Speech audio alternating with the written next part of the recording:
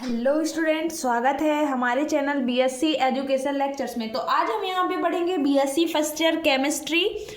Major chemistry के लिए है ये यूनिट फर्स्ट के ऑल इम्पॉर्टेंट क्वेश्चन। तो आप लोग को ज़्यादातर वही क्वेश्चन सॉल्व करना है जो प्रीवियस ईयर में आए हुए हैं। तो वीडियो के एंड तक बनी रहेगा। एंड वीडियो शुरू करने से पहले चैनल को सब्सक्राइब जरूर कर लीजिएगा। और BSc first year maths, physics, chemistry all videos आप लोग को प्लेलिस्ट में मिल जाएंगे, उनके ऑल इंपॉर्टेंट क्वेश्चन भी और उनके सॉल्यूशंस भी। तो सबसे पहला फर्स्ट क्वेश्चन है, प्राचीन भारत में रासायनिक तकनीकों का सामान्य परिचय लिखिए, अथवा प्राचीन भारतीय वैज्ञानिकों का रसायन विज्ञान में क्या योगदान है, संक्षिप्त में वर्णन कीजिए। चलते हैं नेक्स्ट क्वेश्चन पे। ये वाला क्वेश्चन जो है वो आप लोग को थोड़ा थोड़ा पढ़ लेना है, और जो जितने भी रसायनज्ञ हैं उनके लिए थोड़ा सा उनकी देख लेना, उन्होंने रसायन विज्ञान के में क्या क्या कार्य किए हैं। ठीक है, इतना ज़्यादा जैसे कि ये बड़ा क्वेश्चन है तो आप लोग को ज़्यादा रटने की आवश्यकता नहीं है, आप लोग थोड़ा थोड़ा सा पढ़ लीजिएगा। चलते हैं नेक्स्ट क्वेश्चन पे। अगला है नेक्स्ट क्वेश्चन। तो देखो, हर यूनिट से आप लोग के शॉर्ट आंसर टाइप क्वेश्चन और लॉन्ग आंसर टाइप क्वेश्चन बनते हैं। तो आप लोग को ये शॉर्ट आंसर टाइप क्वेश्चन में पूछा जा सकता है आयुर्वेद क्या है, और एक और क्वेश्चन है ऊर्ध्वपातन तंत्र को समझाइए। ये भी इंपॉर्टेंट क्वेश्चन है। ठीक है, और आयुर्वेद क्या है और इसका महत्व, ये आप लोग का एक ही क्वेश्चन में आ जाएगा। चलते हैं नेक्स्ट क्वेश्चन पे। अगला क्वेश्चन है, चरक संहिता क्या है, रसायन विज्ञान में प्राचीन भारतीय वैज्ञानिक चरक का योगदान लिखिए। तो इसमें चरक के बारे में बताना और उनके द्वारा रची गई चरक संहिता, इनके बारे में आप लोग को जानकारी देनी है। अगला नेक्स्ट क्वेश्चन है, डी ब्रोगली अवधारणा का वर्णन कीजिए, अथवा डी ब्रोगली अवधारणा समीकरण व प्रमाण पत्र संक्षिप्त टिप्पणी लिखिए। ये इंपॉर्टेंट है, मोस्ट इंपॉर्टेंट क्वेश्चन है, ये आप लोग फिजिक्स में भी पढ़ चुके हो। डी ब्रोगली अवधारणा, तो इसमें क्या होता है, जो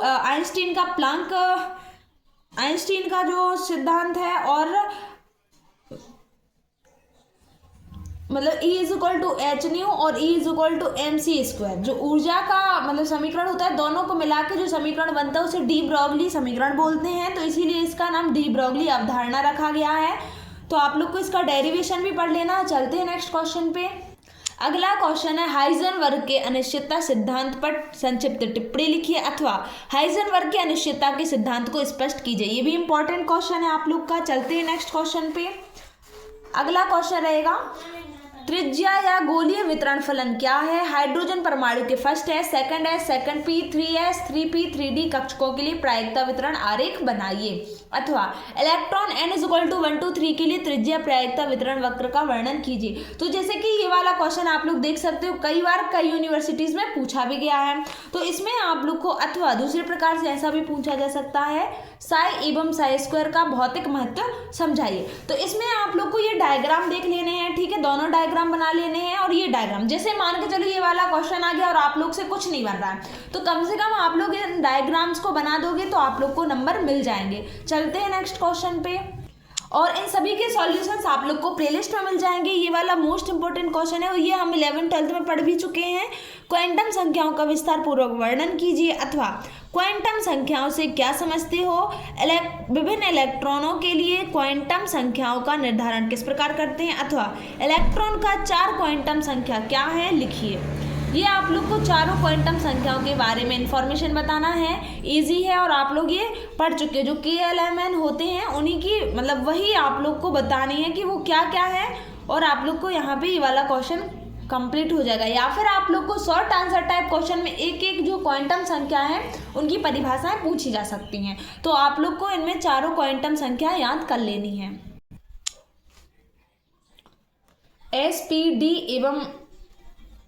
SP एवं D कक्षकों की आकृतियों के विषय वर्णन कीजिए, अथवा कक्षकों की आकृति पर संक्षिप्त टिप्पणी लिखिए, अथवा S एवं P कक्षकों की आकृति के चित्र बनाइए। ये वाला इंपॉर्टेंट क्वेश्चन है, ये भी आप लोग पहले पढ़ चुके हो 11th-12th में। चलते हैं नेक्स्ट क्वेश्चन पे। ऑफबाउ नियम क्या है, इसमें सम्मिलित 3 मूल नियमों की व्याख्या कीजिए, अथवा ऑफबाउ नियम क्या है, इसकी सहायता से उपकोषों में इलेक्ट्रॉन भरने का अनुक्रम निर्धारित कीजिए, अथवा ऑफबाउ नियम क्या है, इसके आधार पर परमाणु क्रमांक 19, 25, 35 व 53 वाले तत्वों का इलेक्ट्रॉनिक विन्यास लिखिए। ये भी इंपॉर्टेंट क्वेश्चन है। चलते हैं नेक्स्ट क्वेश्चन पे। अगला क्वेश्चन रहेगा, और आप लोग एक काम और करिएगा, ओल्ड क्वेश्चन पेपर की प्लेलिस्ट में जाइएगा, वहाँ पे आप लोग को इनके old question paper BSc first year, second year, third year सभी के मिल जाएंगे। अगला क्वेश्चन रहेगा, क्रोमियम का इलेक्ट्रॉनिक विन्यास 3d5 4s1 से दर्शाया जाता है, ना कि 3d4 4s2 से कारण दीजिए। अथवा क्रोमियम का इलेक्ट्रॉनिक विन्यास 3d5 4s1 है, ना कि 3d4 4s2, क्यों, स्पष्ट कीजिए। इंपॉर्टेंट क्वेश्चन है ये वाला भी, आप लोग देख सकते हो, पूछा भी गया है। अगला क्वेश्चन रहेगा आप लोग का, क्रोमियम Z=24 और कॉपर Z=29 के इलेक्ट्रॉनिक विन्यास लिखिए। तो ये आप लोग को लिख लेना, याद कर लेना है क्रोमियम और कॉपर के लिए, ठीक है। और Cu ये फिर से आ गए, कॉपर और क्रोमियम के इलेक्ट्रॉनिक विन्यास लिखकर उनके परमाणु में अयुग्मित इलेक्ट्रॉन की संख्या बताइए। अथवा कॉपर अथवा क्रोमियम के इलेक्ट्रॉनिक विन्यास 3D कक्षा का क्रमशः अर्धपूरित है समझाइए। तो इतने क्वेश्चन आप लोग को यूनिट फर्स्ट में करना है। अब नेक्स्ट आते हैं यूनिट सेकंड पर। तो इस वीडियो में हम यूनिट फर्स्ट और सेकंड दोनों के इंपॉर्टेंट क्वेश्चन आप लोग को बता दे रहे हैं, और इनके जितने भी सॉल्यूशंस हैं वो आप लोग प्लेलिस्ट में जाके देख लीजिएगा। तो अगला क्वेश्चन रहेगा आप लोग का यूनिट सेकंड का, ठीक है। इंपॉर्टेंट क्वेश्चन है, परमाणु त्रिज्या तथा आयनिक त्रिज्या से आप क्या समझते हैं, आवर्त सारणी में इनके मान किस प्रकार परिवर्तित होते हैं। अथवा क्लोरीन की वांडर वाल्स त्रिज्या सहसंयोजी त्रिज्या से अधिक है, क्यों। अथवा समूहों एवं आवर्तों में परमाणु आमाप के परिवर्तन को स्पष्ट कीजिए। अथवा आवर्तिता से आप क्या समझते हो, परमाणु त्रिज्या के उदाहरण से स्पष्ट कीजिए। तो इस प्रकार से ये वाला क्वेश्चन आप लोग को कई प्रकार से पूछा जा सकता है। तो ये इंपॉर्टेंट क्वेश्चन है, इसमें आप लोग को परमाणु त्रिज्या, आयनिक त्रिज्या, वान डेर वाल्स त्रिज्या सभी की डेफिनेशन याद कर लेनी है, ठीक है। चलते हैं नेक्स्ट क्वेश्चन पे।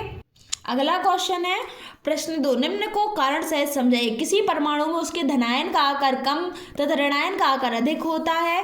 सेकंड, सोडियम परमाणु लिथियम और मैग्नीशियम दोनों से बड़ा होता है, क्यों। मतलब इनमें कारण बताना है, ये आप लोग याद कर लीजिएगा। अगले क्वेश्चन पर आते हैं, आयनन विभव से आप क्या समझते हैं, इसकी आवर्तिता का वर्णन कीजिए। अथवा आयनन विभव पर संक्षिप्त टिप्पणी लिखिए। अथवा आयनन विभव को परिभाषित कीजिए। आयनन विभव का मान आवर्तों में बढ़ता है, जबकि परमाणु संख्या में वृद्धि के साथ समूह में घटता जाता है, स्पष्ट कीजिए। अथवा आयनन विभव की आवर्तिता को समझाइए। अथवा किसी धातु की द्वितीयक आयनन विभव प्रथम आयनन विभव की अपेक्षा अधिक क्यों होता है। तो ये वाले क्वेश्चन जो आयनन विभव हुआ, परमाणु त्रिज्या, इलेक्ट्रॉन बंधुता, ये मोस्ट इंपॉर्टेंट क्वेश्चन होते हैं। इनसे आप लोग का एक ना एक क्वेश्चन पेपर में आ जाता है। चलते हैं नेक्स्ट क्वेश्चन पे। अगले क्वेश्चन पर आते हैं, विद्युत ऋणात्मकता क्या है। विद्युत ऋणात्मकता के निर्धारण की किसी एक विधि का वर्णन करते हुए विद्युत ऋणात्मकता को प्रभावित करने वाले कारक लिखिए। अथवा निम्न पर टिप्पणी लिखिए। विद्युत ऋणात्मक तथा उसे प्रभावित करने वाले कारक, इलेक्ट्रॉन बंधुता, आयनन ऊर्जा। जैसा कि हम बता चुके हैं आप लोग को कि इनसे क्वेश्चन देखो, इलेक्ट्रॉन बंधुता ही क्या कहलाती है, विद्युत ऋणात्मकता।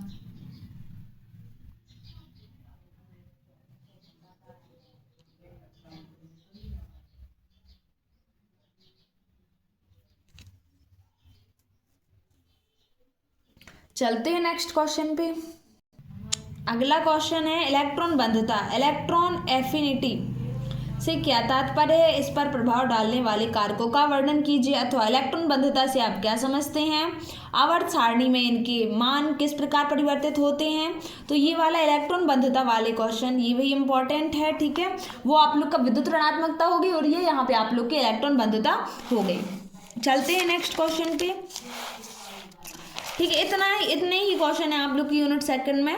तो वीडियो पसंद आए तो प्लीज़ अपने दोस्तों के साथ शेयर जरूर करेगा। इन क्वेश्चन को आप लोग को अच्छे से कवर कर लेना है। नेक्स्ट वीडियो में हम यूनिट थर्ड और फोर्थ के आप लोग को करा देंगे। थैंक यू, मिलते हैं नेक्स्ट वीडियो में।